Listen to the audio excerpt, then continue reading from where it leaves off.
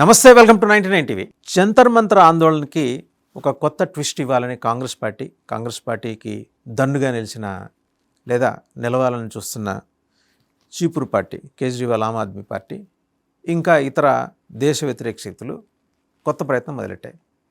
లోక్సభలో time and again ఈ police excesses అని మాట్లాడటం ద్వారా ఇంటర్నేషనల్ ప్లాట్ఫామ్స్ అటెన్షన్ డ్రా చేయడం కోసం రాహుల్ గాంధీ ప్రయత్నం వస్తున్న విషయం కూడా మనకు గమనించాలి. నిన్న మాట్లాడుతూ ఆయన పరస్పర విరుద్ధమైన అంశాలను తెర మీద తీసుకొచ్చారు అండ్ చాలా అభ్యంతరకరమైన వ్యాఖ్యలు చేశారు. ఈడియట్ అనే ప్రస్తావన చేశారు. మరి ఎవరు ఈడియట్టో ఎవరి గురించో మాకు తెలియదు.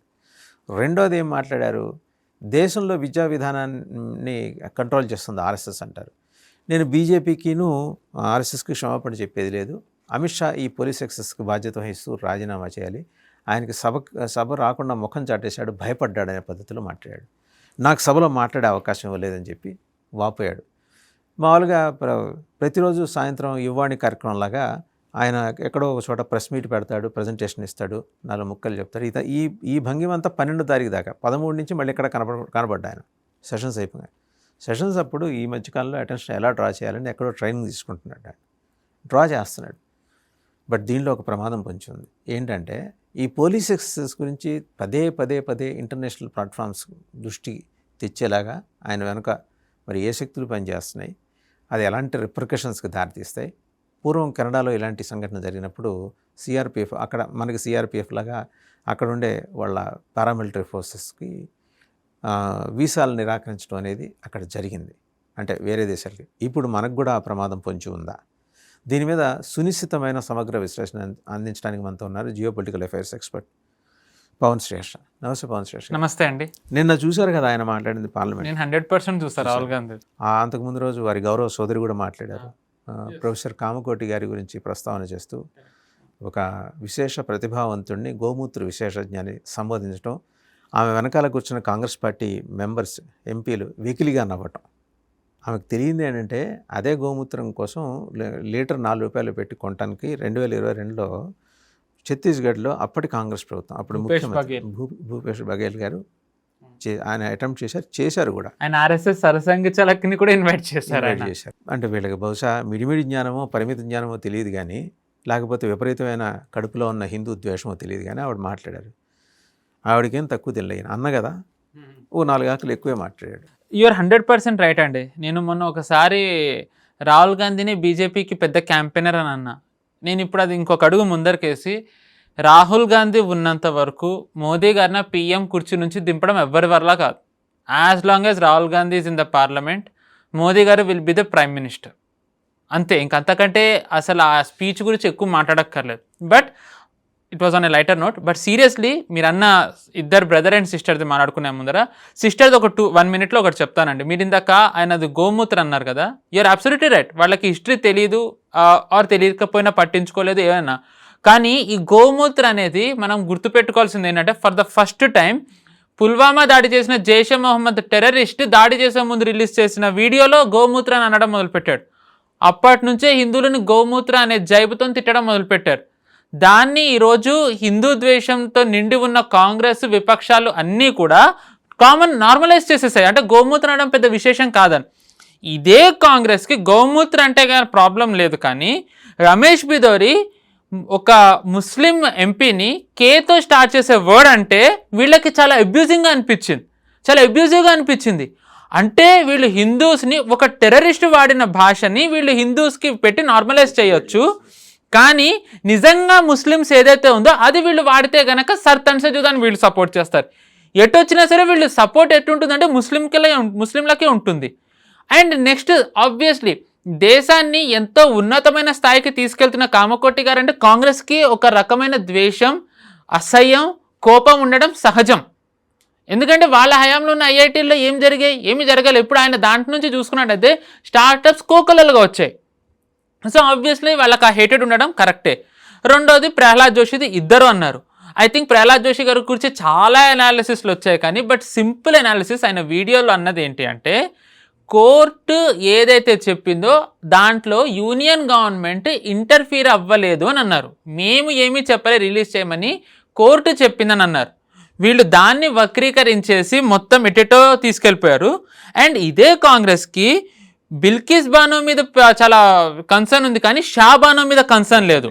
బిల్కిస్ బానో మీద కన్సర్న్ ఉంది, కానీ దానికి ముందర కరసేవకుల్ని తగలబెట్టిన ఒక ఏదైతే రైలు బోగి ఉందో, ఒక తల్లి నెలల పిల్లాడు, ఐ థింక్ నెలలో చాలా చిన్న పిల్లాడిని ఇలా పట్టుకుని ఉంటే ఆ బూడిద అలా ఉంది, అది అలా ఉండిపోయింది ఒక పిల్ల.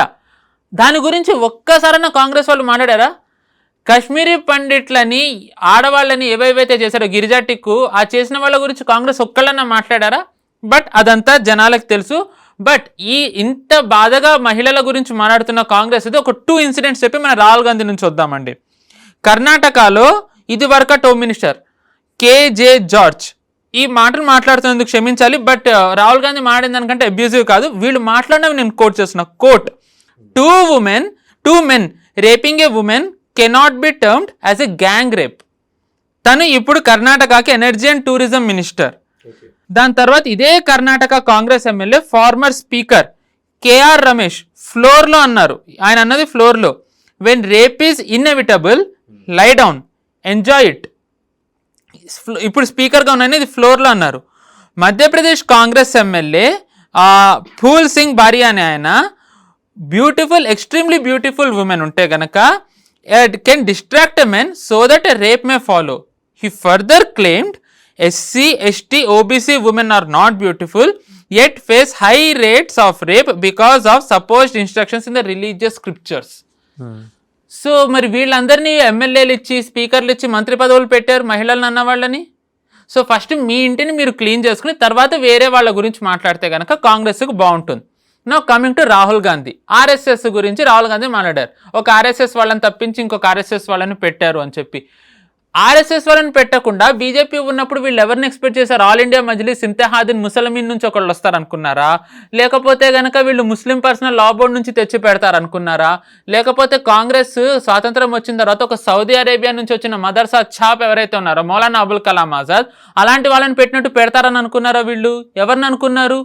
First thing. అండ్ ఆర్ఎస్ఎస్ ఉంటే వీళ్ళకి ప్రాబ్లం ఏంటి అంటే ఆర్ఎస్ఎస్ ఉంటే ఎమర్జెన్సీ గురించి చెప్తుంది, ఆర్ఎస్ఎస్ ఉంటే హిందూ రూలర్స్ గురించి చెప్తుంది, ఆర్ఎస్ఎస్ ఉంటే గనక ముస్లిం ఇన్వేడర్స్ చేసిన అట్రాసిటీస్ గురించి చెప్తుంది. వీళ్ళవి ఏవైతే ఇప్పటివరకు కప్పిపెట్టి ఉంచారో, ఏదైతే హిందువులకి ఒక మభ్య పెట్టారో ఆ మభ్యని ఆర్ఎస్ఎస్ తొలగిస్తుంది. కాబట్టి ఆ కక్షతోని వీళ్ళు ఆర్ఎస్ఎస్ని అంటున్నారు. సో ఇది క్లుప్తంగా వీళ్ళిద్దరికి ఉన్న హిందూ ద్వేషం. Now coming to larger picture. నిన్న రాహుల్ గాంధీ గారు మామూలుగా అమిత్ షాని లక్ష్యంగా చేసుకుని మాట్లాడడం మనం చూసాం. ఆ లక్ష్యంగా చేసుకుని మాట్లాడే దాంట్లో అమిత్ షాది నేను చూశాను ఫోన్లో మాట్లాడడం, చాలా టెన్షన్తో వణికిపోతూ 30 వెహికల్స్ కాన్వాయ్ వెళ్తూ ఉంటే ఆయన ఫోన్ మాట్లాడే నేను చూశాను. అమిత్ షా కాన్వాయ్కి 30 వెహికల్స్ కాదు, అంత కాన్వాయ్ అమిత్ షా కాదు కదా, మోదీ గారికి కూడా ఉండదు మన దేశంలో. ఈ మధ్య కాన్వాయ్ తగ్గించుకున్నారు. కాన్వాయ్ తగ్గించక ముందు కూడా 25 వెహికల్స్ ఎక్కువ. ప్రధానమంత్రికి ఎంత ఉంటే అమిత్ షాకి ఇంకెంత తక్కువ ఉండాలండి? అంటే ఏది ఉంటే ఈ రోజుల్లో మనకి వీడియోలు అన్నీ ఉంటాయండి. వీడియోలు ఉన్నప్పుడు కూడా ఇలాంటివి మాట్లాడితే అది కూడా సభలో ఏం పెద్దరికం అది? మైక్ ఆన్ ఉంటే నా మైక్ ఆఫ్ ఉంది అని అంటున్నారు. అది వినిపిస్తోంది కదా, మనకి మాట వినిపిస్తున్నప్పుడు ఆఫ్ ఎలా అవుతుంది? ఆన్ ఉందని స్పీకర్ అంటే ఆఫ్ చేసి ఇప్పుడు ఆఫ్ ఉందని అంటారు, స్పీకర్ మళ్ళీ ఆన్ చేశారు. ఇది రాహుల్ గాంధీకి ఉన్న ఇంటిగ్రిటీ ఏంటి అంటే ఫస్ట్ థింగ్. సెకండ్ థింగ్, ఆయన మాట్లాడితే కనుక ఇది ఆర్ఎస్ఎస్ సెంట్రల్ ఫోర్సెస్ ఇవన్నీ మాట్లాడుతున్నారు. క్లియర్గా సిఆర్పిఎఫ్ డీజీ ఎవరైతే సింగ్ గారు ఉంటారో ఆయన ఐ థింక్ ఈరోజు ఆయన చెప్పారు, ఏదైతే మీకు డ్యూటీ ఉందో అంటే సిఆర్పిఎఫ్లో ఉండే అందరికీ, beat rapid action force, beat quick action team కాశ్మీర్లో ఉండేది, ఎవరైనా సరే కోబ్రా కమాండోస్ ఇప్పుడు మణిపూర్లో ఉన్నారు, మీరు ఏ డ్యూటీ అయితే మీకుందో మీరు అవన్నీ కూడా మీరు చేయండి. ఏ ప్రెషర్కి మీరు లోపడి పని చేయక్కర్లేదు. మీరు చేసే ప్రతి పనికి నేను బాధ్యత తీసుకుంటా, నేను అకౌంటబిలిటీ వహిస్తానన్నారు. సో అంటే ఆయన క్లియర్గా చెప్పారు వీళ్ళు ఎటువంటి తప్పు చెయ్యలేదు అని. రాహుల్ గాంధీ ఆ తప్పు చెయ్యదని తప్పు అని చెప్పి ఆయన తీసుకెళ్తున్నారు. మాట్లాడితే రాహుల్ గాంధీ గారు వీళ్ళు పెలెట్ గన్స్ వాడారు అంటారు. ఆ సోకాల్డ్ విద్యార్థుల దగ్గరికి ఐరన్ గ్రిల్స్ ఎలా వచ్చాయండి? వాళ్ళు విద్యార్థులు కదా మీ దృష్టిలో. ఆ 2873 మందిని పక్కన పెట్టేస్తే లెక్క చెప్పనా అంటే నేను since I worked in Delhi I know about the topography of Jantar Mantar. Okay, maximum అండి అతిపెద్ద భారీ బీభత్సమైన బహిరంగ సభ జరిగితే 5,500 నుంచి 6,000 మంది పడతారు అక్కడ. అవునా? ఆ ఏరియాలో ఓకే. 5,000 నుంచి 6,000. ఇది మీరు ఒక ధర్నా చేసి ఒక సభ చెప్పాలనుకుంటే, ఎందుకంటే నేను అన్నా హజారే గారి మూమెంట్ అప్పుడు నేను I was there. Okay. So అంత అసలు మీకు భూబ్రహ్మాండం బద్దలైనా సరే 6,000 దాటండి. పోనీ 6,000 వచ్చారనుకుందాం. 6,000లో 2,873 మంది క్రిమినల్స్ ఐడెంటిఫై అయ్యారు. రేపిస్టులు ఉన్నారు, మర్డరర్స్ ఉన్నారు, బందిపోట్లు ఉన్నారు, దారి దోపిడిగాళ్ళు ఉన్నారు, అండ్ ఆర్మ్స్ యాక్ట్లో ఇన్వాల్వ్ అయ్యి ఆర్మ్స్ కేసులు ఎదుర్కొంటున్న వాళ్ళు ఉన్నారు, డ్రగ్స్ కేసులు ఎదుర్కొంటున్న వాళ్ళు ఉన్నారు, చిల్లర మరల వాళ్ళు ఉన్నారు. ఇంప్రెసివ్ రెజ్యూమే అందరివి. అందరూ. అయితే ఇంతమంది నేరగాళ్ళని ఒకే దగ్గరికి తీసుకురాగలిగిన సత్తా ఎవరికి వచ్చింది? CJP చేసింది. CJP of course it has denied anti social elements. పోనీ 6,000 లెక్కే వేసుకుందాం. 6,000 ఇది 2,873, రమారమి 3,000. అంటే 3,000 మంది న్యాయంగా విద్యార్థులు వస్తే, లేకపోతే పరీక్షార్థులు, నీట్ పరీక్షార్థులు వారి తల్లిదండ్రులు వస్తే 3,000 మంది క్రిమినల్స్ వచ్చారు. మరి వీళ్ళందరి మీద కేసులు పెట్టకూడదు, ఎఫ్ఐఆర్లు నమోదు చేయకూడదని గౌరవ్ సౌరవ్ దాస్ మన ట్వీట్ చేసి సుప్రీంకోర్టుని ఎడమ చేతి బొటన్ వేలెత్తి వార్న్ ఇచ్చాడు. కరెక్ట్. మిమ్మల్ని యూత్ చూస్తూ ఊరుకోదని, మిమ్మల్ని యూత్ చూస్తూ ఊరుకోదని. అంటే ఈ 2,873 మందిని వదిలేసేప్పుడు CJP ఇంకో డిమాండ్ కూడా ప్లేస్ చేయొచ్చు. మీకు దిల్షుక్ నగర్ బాంబ్ బ్లాస్ట్ గుర్తుండుంటే, ఐ థింక్ మీరు హైదరాబాద్లో ఉంటారు కాబట్టి, ఈ దీంట్లో ఒక 7గురుకి NIA కోర్టు మరణశిక్ష హైకోర్టు దాన్ని ఖరారు చేయడం, వాళ్ళు తిహార్ జైల్లో ఉన్న తర్వాత స్పెషల్ లీవ్ పిటిషన్ చేసుకుంటే మరణశిక్ష తాత్కాలికంగా ఆవేదా పట్టడం, ఇవన్నీ తెలుసు. వాళ్ళని కూడా వదిలేస్తే పోలా? ఐ థింక్ మీరు అన్నా సరే మీ ఆవేదన అర్థమైంది. లాస్ట్ టైం మనం ఇలాంటివి ఎప్పుడున్నామో మీకు ఐడియా ఉందా అండి? ఈ తాలిబాన్ వాళ్ళు జైషే మొహమ్మద్ వాళ్ళని వదిలేయమన్నప్పుడు, మసూద్ అజర్ ఇలాంటి వాళ్ళని మేము ఎవరిది వినము, మనం డైరెక్ట్ వీళ్ళని వదిలేయాలని. అంటే వీళ్ళు లిటరల్గా they are equal. Saurav Das అనేవాళ్ళు they are not any kind of normal people. మనం వాళ్ళు నిజంగా తాలిబాన్తోనే పోల్చొచ్చు వాళ్ళని. ఇలాంటి వాళ్ళని వెనకటి తాలిబాన్తో ఇలాంటి వాళ్ళని పార్లమెంట్లోకి తీసుకెళ్ళి ఏం చేద్దాం అనుకున్నారు? So it is evident. And ఇలాంటి వాళ్ళని ఈరోజు మనం చూస్తున్నాం అందరూ ఎలా వెనకేసుకొస్తున్నారు. మీరు ఇందాక కెనడాది ఇది చెప్పారు కదండి. మనం ఏం జరిగే అవకాశం ఉందని చెప్పే ముందర ఒక చిన్న గ్లిమ్స్ 2 ఇస్తానండి. బంగ్లాదేశ్లో అందరికీ తెలిసిందే రెజ్యూమ్ చేంజ్ అయిపోయింది. షేక్ హసీనా ఉండడం యుఎస్కి ఇష్టం లేదు, సో వాళ్ళు రెజ్యూమ్ చేంజ్ చేశారు. కానీ వాళ్ళు రెజ్యూమ్ చేంజ్ చేసే ముందర ఏమైంది? బంగ్లాదేశ్లో తరచుగా మనం చూసుకున్నట్టయితే ఎప్పుడైనా సరే అక్కడ హిజ్బుత్ తాహ్రీర్, అది ఇక్కడ కూడా మన వాళ్ళు చాలా బస్ట్ చేశారు, భాగ్యనగరంలో, మధ్యప్రదేశ్ ఎక్సెట్రా. హిజ్బుత్ తాహ్రీర్ అనే radical terrorist organisation, al Qaeda AQIS అని అంటారు అక్కడ, అదొకటి. సరే జమాత్, ఇలాంటివన్నీ కూడా అక్కడ బాగా రాడికల్ ఎలిమెంట్స్ ఏవైతే ఉన్నాయో అవి విస్తరించి వాళ్ళు అక్కడ కేయాస్ సృష్టించకుండా కంట్రోల్ చేయడానికి షేక్ హసీనా మన దగ్గర ఇప్పుడు ఎలా అయితే RAF ఉందో వాళ్ళు అక్కడ అలాగే RAB అనేది ఒక ఫోర్స్ ఫామ్ చేసుకున్నారు. అదే ర్యాపిడ్ యాక్షన్ బెటాలియన్. వాళ్ళ మెయిన్ ఏమేంటంటే ఈ రాడికల్స్ ఎక్స్పాండ్ అవ్వకుండా కంటైన్ చేయడం. వీళ్ళు ఈ పని చేస్తున్నందుకు US వీళ్ళందరి మీద శాంక్షన్స్ వేసింది. వీళ్ళెవ్వరూ మా దేశంలోకి రాకూడదు, వీళ్ళు హ్యూమన్ రైట్స్ అట్రాసిటీస్ చేస్తున్నారు, వీళ్ళు ఈ ఫోర్స్ని డిస్బాండ్ చేయమని అన్నారు, యాక్షన్ తీసుకోమన్నారు, లేకపోతే నెక్స్ట్ స్టెప్కి తీసుకెళ్తామని అన్నారు. And with in 2 years we witnessed what happened. So ఇప్పుడు మనం కూడా అదే దిశగా ఏమన్నా వెళ్తుందా? ఎందుకంటే మన ఫోర్సెస్ మీద విదేశీ శక్తులు ఏవైతే ఉన్నాయో వాళ్ళు ఎప్పుడు కూడా కన్నెర్ర చేస్తూనే ఉంటారు. ఈ కెనడాలో మన BSF సోల్జర్స్ తెలిసిందే వాళ్ళు ఎలా పోరాడతారో బంగ్లాదేశ్తో కానీ పాకిస్తాన్తో కానీ. వాళ్ళకి వీసాస్ డినై చేసింది కెనడా. వాళ్ళు కెనడా వెళ్ళాలనుకుంటే వీసా డినై చేయడమే కాకుండా వాళ్ళు ఏమన్నారు, హ్యూమన్ రైట్స్ అట్రాసిటీస్ కమిట్ చేస్తున్నారు కాశ్మీర్లో.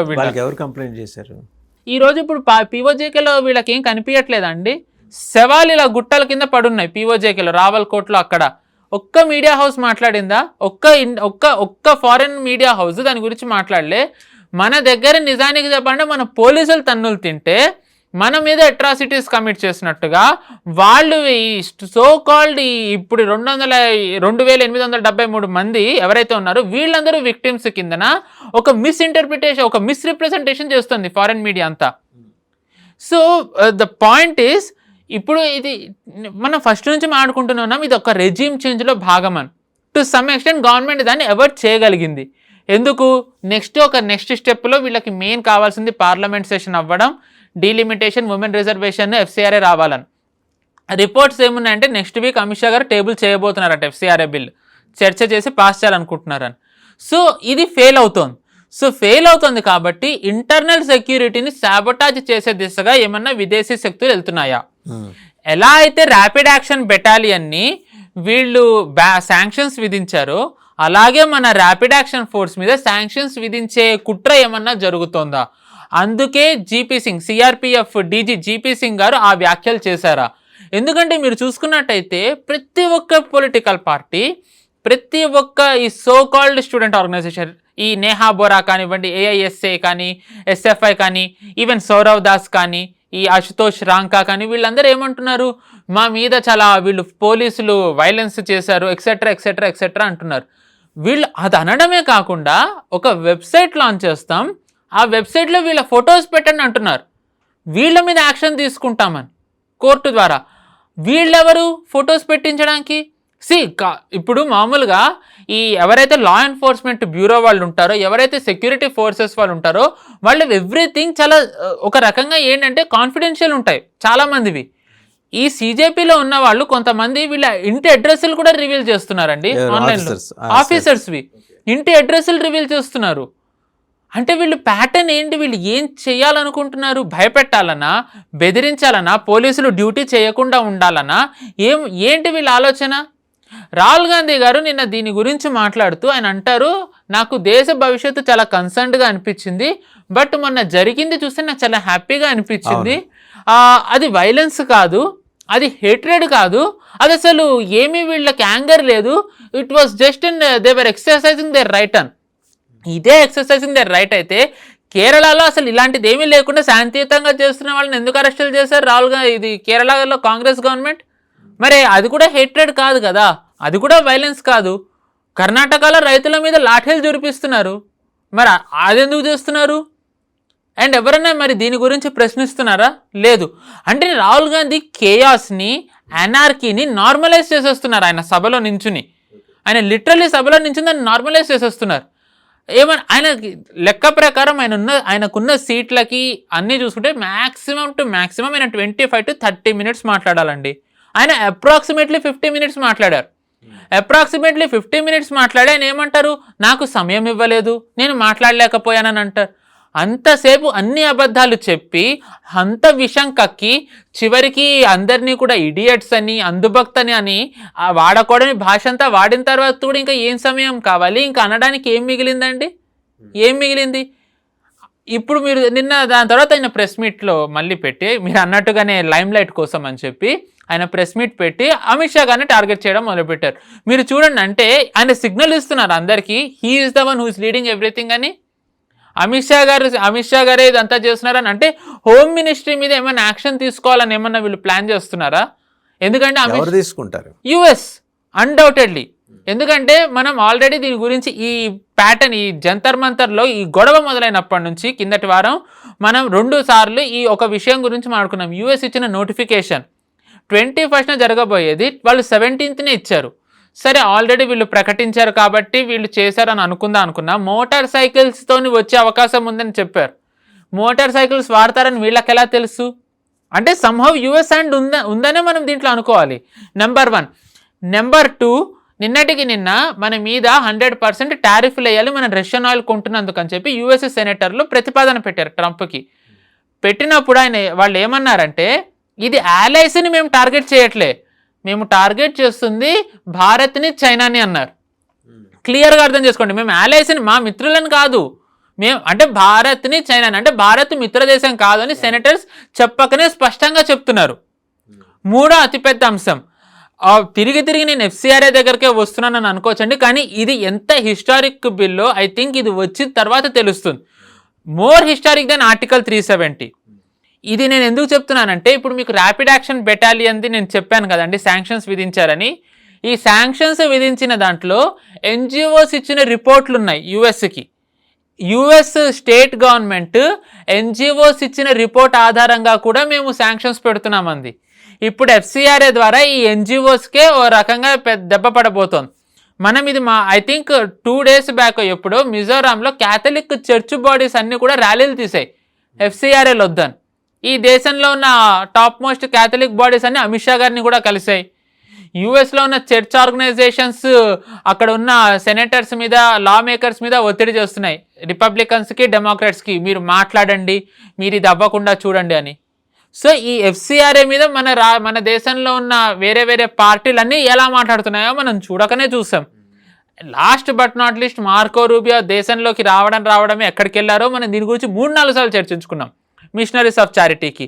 సో ఏ ఎన్జిఓస్ని వాడైతే ర్యాపిడ్ యాక్షన్ బెటాలియన్ మీద శాంక్షన్స్ పెట్టారో దాని తర్వాత దేశ ఇంటర్నల్ సెక్యూరిటీని వీకెండ్ చేసే దిశగా యుఎస్ బంగ్లాదేశ్లో పన్నాగం పన్నిందో, మన ఫోర్సెస్ని కెనడాలో ఎలా అయితే హ్యూమన్ రైట్స్ పేరుతో వీసాలు ఇవ్వకుండా వాళ్ళ మీద స్పైయింగ్ కూడా చేశారని ఒక ఆరోపణ ఉంది. But we don't know. కెనడాది హ్యూమన్ రైట్స్ 2010 వీసా ఇవ్వకపోవడం. బట్ దాని తర్వాత చూపించిన సైటేషన్ ఏంటి, కారణం హ్యూమన్ రైట్ వైలేషన్స్. కెనడాలో కాశ్మీర్లో బిఎస్ఎఫ్ వాళ్ళు హ్యూమన్ రైట్ వైలేషన్స్ చేస్తున్నారు లోకల్స్ మీద అని చెప్పి. ఎందుకు అంటే మనకి 2010 ఎంత టర్బులెంట్ పీరియడో తెలిసిందే కాంగ్రెస్ ఉన్నప్పుడు కాశ్మీర్లో. సో అట్ దట్ టైం వాళ్ళు మామూలుగా మనం సినిమాలు కూడా చూసాం, Kashmir was never A part of India, forces వదిలేసి వెళ్ళిపోవాలి ఎక్సెట్రా మనం ఇవన్నీ వింటూనే ఉన్నాం. సో అందులో భాగంగా ఫోర్సెస్ అక్కడ ఉన్నప్పుడు వాళ్ళు ఏం చేశారు, ఫోర్సెస్ని వీకెండ్ చేయడానికి అని చెప్పి ఈ నెరేటివ్ నడపడం మొదలుపెట్టారు. అండ్ ఇప్పుడు కూడా ఇదేమీ కూడా కాంగ్రెస్ ఉన్నప్పుడే పరిమితం అవ్వలేదండి. వన్ వెరీ ఇంపార్టెంట్ థింగ్, మన ఫోర్సెస్ని వీకెండ్ చేయడానికి ఎలా అనుకుంటున్నారంటే, మీకు ఒక ఉదాహరణ చెప్పాలి. ఎస్పీజీ స్పెషల్ ప్రొటెక్షన్ గ్రూప్, కేవలం ప్రధానమంత్రిని గారి మాత్రమే సెక్యూరిటీగా ఉండే ఈ గ్రూపు ఏవైతే అత్యధికంగా ఆయుధాలు వాడుతుందో అవన్నీ కూడా బెల్జియంలో ఉన్న FN హెస్టల్ అనే సంస్థ నుంచి తీసుకుంటారు మెజారిటీ. వాళ్ళు ఎస్పీజీకి వెపన్స్ అవ్వము అన్నారు. హ్యూమన్ రైట్ వైలేషన్స్ జరుగుతున్నాయి మీ దేశంలో అని చెప్పి. జస్ట్ ఇమాజిన్, ఒక దేశ ప్రైమ్ మినిస్టర్కి సెక్యూరిటీ ఇచ్చే వాళ్ళకి వాళ్ళు వెపన్స్ అవ్వము అన్నారు అంటే వాళ్ళ అడాసిటీ చూడండి ఎక్కడి వరకు ఉందో. అండ్ ఇప్పుడు మీరు చూసినట్టయితే ఇప్పుడు మన ఫోర్సెస్ కూడా వీళ్ళు ఇలాంటివే అప్లై చేసే అవకాశం ఉంది. అండ్ మేబీ వీసాల ద్వారా ఆబ్వియస్లీ మన ఫోర్సెస్ చాలా వెళ్ళవు. సో మన ఫోర్సెస్ కొన్ని ఫారెన్ వెపన్స్ మీద ఆధారపడతారు, ఎస్పెషల్లీ యుఎస్ కానీ జర్మనీవి కానీ ఇప్పుడు ఇలా మాట్లాడిన బెల్జియంది కానీ. మేబీ వాళ్ళకి వెపన్స్ ఇవ్వద్దని అంటారా, లేకపోతే హోమ్ మినిస్ట్రీ కొన్ని ఫారెన్ టెక్వి దురదృష్టవశాత్తు ఇంకా వాడుతోంది, ఆ టెక్ని ఆ టెక్ ఇవ్వకూడదని అంటారా, లేకపోతే ఏమన్నా సెక్టర్స్ భారత్లో పెట్టుబడులు పెట్టకూడదు అని అంటారా? అంటే ఇలాంటివి మనకి చాలా ఉన్నాయి. సో బట్టదలకి మోకాలికి మూడేసే కార్యక్రమం 100%. ఎందుకంటేనండి మీరు చూసుకున్నట్టయితే ఈ టైంలో ఏమంటారు, పాకిస్తాన్లో POJKలో ఎంతగా అట్రాసిటీస్ జరుగుతున్నాయో మనం చూస్తూనే ఉన్నాం. ఒక్క యుఎస్ ఫోర్స్ కానీ ఒక్క ఫారెన్ మీడియా కానీ దీని గురించి మాట్లాడుతుందా? ఒక్కళ్ళు మాట్లాడట్లేదు. కానీ మన గురించి రాసే దాంట్లో యాజ్ ఇఫ్ ఎలా మాట్లాడుతున్నారు అంటే, స్టాలిన్ మావో ఉన్నప్పుడు సోవియట్లో చైనాలో ఎలాంటి అట్రాసిటీస్ జరిగాయో అలాంటి అట్రాసిటీస్ చేస్తున్నట్టు వీళ్ళు మాట్లాడుతున్నారు. అండ్ దీనిని ఒక రకంగా ముందరికి తీసుకెళ్తుంది ఎవరు అంటే రాహుల్ గాంధీ, ప్రియాంక గాంధీ అండ్ దాని తర్వాత వేరే విపక్ష పార్టీలు అన్నీ కూడా దీన్ని ముందరికి తీసుకెళ్తున్నాయి. అండ్ రాహుల్ గాంధీ నిన్న మీరు మాట్లాడింది చూసుకుంటే, నేను ఇందాక లైటర్ నోట్లో ఏదన్నా సరే పేపర్ లీక్ బిల్లు గురించి ఉన్నప్పుడు, పేపర్ లీక్ గురించి కానీ బీజేపీ హయాంలో పేపర్ లీక్ జరిగింది, కాంగ్రెస్ హయాంలో జరిగింది, విద్యార్థుల నష్టం. రాహుల్ గాంధీ ఆ మాట్లాడిన స్పీచ్లు ఎక్కడన్నా దాని గురించి మాట్లాడారా? వాటి గురించే లేదు. టార్గెట్ అల్లా అమిత్ షా గురించి మాత్రమే. అండ్ ఈయన సిస్టర్ మాట్లాడారు ప్రియాంక గాంధీ, ఆవిడ ఎంత బాగా మాట్లాడారంటే 750 crore స్టూడెంట్స్ దీనివల్ల ఇంపాక్ట్ అయ్యారని అన్నారు. 750 crore స్టూడెంట్స్. జనాభా ఎంతండి? మన దేశ జనాభా 140 కోట్లు. వాళ్ళ పిల్లలు ఎంత చదువుకునే పిల్లలు ఎంత? ఐ థింక్ మేబీ ఎంత హార్డ్లీ దాంట్లో 10% ఉంటుంది. 14-15 కోట్లు. ఎస్. ఈ 750 ప్రపంచం మొత్తం జనాభా అని చెప్పేసింది ఆవిడ. దీని ఆన్సర్ జితేందర్ సింగ్ గారు ఇచ్చారు. మీరు ఎంత జనాభా అయితే అని అంటున్నారో అంత జనాభా భారత్ కాదు కదా, ప్రపంచం జనాభా కూడా ఇంత లేదని. సో అంటే వీళ్ళు నిజంగా ఫేక్ న్యూస్ని ఎంత ఎఫెక్టివ్గా వీళ్ళు రన్ చేస్తున్నారో ఒక్కసారి చూడండి. నేను ఇది ఎందుకు ఇంత క్లియర్గా చెప్తున్నానంటే, ఈరోజు సిఆర్పిఎఫ్ అనేది మన దేశంలో ఈ యాంటీ నేషనల్ ఎలిమెంట్స్ ఇక్కడ విజృంభించకుండా ఉండడానికి వాళ్ళు ఒక బ్యారియర్ కింద ఉన్నారు. వాళ్ళు ఒక బ్యారియర్. ఆ బ్యారియర్ని రోజు వీకెండ్ చేసే ప్రయత్నం విపక్షాలు చేస్తున్నాయి. వాళ్ళు చెయ్యని తప్పుకి వాళ్ళని ఈరోజు టార్గెట్ చేస్తున్నారు. ఎంతసేపు వీళ్ళు ఫోర్సెస్ ఇలాగ పెల్లెట్ గన్ వాడారంటారు. 20 రోజులు ఎటువంటి యాక్షన్ తీసుకొని పోలీసులు ర్యాపిడ్ యాక్షన్ ఫోర్స్ ఆ రోజే తీసుకోవాల్సి వచ్చిందంటే ఏదో కారణం ఉంటుంది కదండి. 2873 మంది నేర చరిత్ర ఉన్న వాళ్ళని పార్లమెంట్లోకి తెస్తూ ఉంటే ఎలా ఊరుకుంటారండి? ఎలా ఊరుకుంటారు? 3 అంచెల భద్రత దాటుకుని వాళ్ళు వచ్చారు అంటే పోలీసులు ఎంతవరకు వాళ్ళు నిజానికి వాళ్ళు నియంత్రణ వాళ్ళ పేషెన్స్ కోల్పోకుండా ఉన్నారు. ఎంతసేపు విద్యార్థులు నష్టపోయారు, విద్యార్థులు దెబ్బ తగిలాయి అంటారు. అరే పట్టుకుని చితక్కొట్టిన పోలీసుల గురించి ఎవరు మాట్లాడరు ఎందుకండి? ఒక సో కాల్డ్ స్టూడెంట్ ప్రొటెక్టర్ దగ్గర లోడెడ్ గన్ ఉన్న వీడియో ఉంది. ఒక నార్త్లో ఉన్న బీహార్ నుంచి ఉన్న లోకల్ మీడియా దీన్ని ప్రచురించింది కూడా. వాళ్ళు వీడియోస్ కూడా సోషల్ మీడియాలో సర్క్యులేట్ చేశారు. ఒక ప్రొటెక్టర్ దగ్గర లోడెడ్ గన్ ఎక్కడి నుంచి వచ్చింది? ఇన్ఫ్యాక్ట్ మీరు చూసుకున్నట్టయితే ఢిల్లీ ర్యాపిడ్ యాక్షన్ ఫోర్స్ అనేది నాన్ లీథల్, అంటే వాళ్ళ దగ్గర గన్స్ ఉండవు, పెల్లెట్ గన్స్ లాంటివి ఉంటాయి, దే ఆర్ నాన్ లీథల్. కానీ ఢిల్లీ పోలీసుల దగ్గర లీథల్ వెపన్స్ ఉంటాయి. మీరు చూసుకున్నట్టయితే ఆ రోజున పార్లమెంటుకి వీళ్ళు ఏదైతే మార్చ్ చేస్తామన్నారో ఒక్క ఢిల్లీ పోలీస్ దగ్గర కూడా లీథల్ వెపన్ లేదు. మీరు చూసుకున్నట్టయితే వాళ్ళ దగ్గర కేవలం స్టిక్, దాని తర్వాత వాళ్ళు కాపాడుకోవడానికి షీల్డ్, హెల్మెట్ మాత్రమే ఉన్నాయి. వాటిని కూడా కొంతమంది ఈ అరాచక శక్తులు ఏవైతే ఉన్నాయో వాళ్ళ నుంచి లాగేసుకుని వీడియోలు తీశారు. జస్ట్ ఇమాజిన్ అండి, వాళ్ళ దగ్గర గన్ను ఉంటే ఆ గన్ను లాక్కుంటే ఏమై ఉండేది? ఆ గన్ను లాక్కుని వాళ్ళలో వాళ్ళు ఎవరినన్నా చంపేసి పోలీసులు చంపారని ఉంటే పరిస్థితి ఎలా ఉండుండేది? ఈరోజు అసలు ఈ దేశం ఎలాంటి పరిస్థితికి వెళ్ళి ఉండేది? రక్కస్ ఎంత వరకు అయి ఉండేది?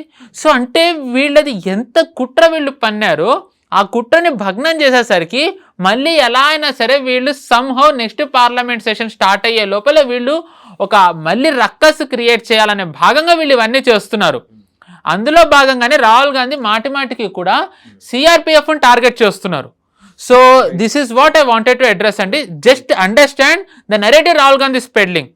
ఇట్ ఈస్ నాట్ అగైన్స్ట్ ఇప్పుడు ఇంకా అది పార్టీ గురించి కూడా కాదు, మన ఫోర్సెస్ వ్యవస్థ మీద దాడి, వ్యవస్థ మీద. థ్యాంక్ యూ పవన్ శ్రేష్ గారు. సో చూసాం కదా 2010లో ఎప్పుడైతే ఆ రోజు మన ఈ బలగాలు సిఆర్పిఎఫ్ బలగాలకి కెనడా వీసా నిరాకరించిందో అదే తరహా ఇప్పుడు చేయాలని చెప్పేసి రాహుల్ గాంధీ ఆధ్వర్యంలోని శక్తులన్నీ పనిచేస్తున్నాయి. ఇంకా పార్టీలు అంటూ మానేయచ్చు, వాటిని శక్తులన్నీ పనిచేస్తున్నాయి. ఆ శక్తులు వెనక ప్రేరణ ఖచ్చితంగా యూఎస్ ఉంటుంది. సో ఈ శాంక్షన్స్ పెట్టి మానవ హక్కుల ఉల్లంఘనకు పాల్పడుతున్నారనేది అంతర్జాతీయంగా మనల్ని బదనాం చేసే ఒక ప్రయత్నానికి రాహుల్ గాంధీ వాళ్ళకు ఒక టూల్గా ఉపయోగపడుతున్నాడు. ఆయనకు తెలుసు అది. ఎందుకంటే ఇక మనం మాట్లాడితే డీప్ స్టేట్ అంటామని నింద అయితే మన మీద వేయచ్చు. కాక డీప్ స్టేట్ లేకుండా ఇవన్నీ ఒక వ్యక్తి లేకపోతే ఒక పార్టీ, ఆయన చిప్పుడు పార్టీ నాయకుడు కేజ్రీవాల్ ఇవన్నీ చేసే అవకాశాలు లేవు. Plan A Rahul Gandhi fail, plan B Kejriwal fail, plan C CJP success.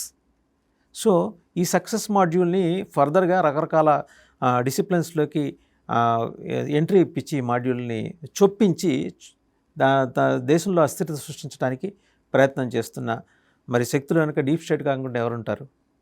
So ఈ ప్రశ్నలన్నిటికీ జవాబు చెప్పాల్సింది రాహుల్ గాంధీ, వారి గౌరవ సోదరి ప్రియాంక గాంధీ.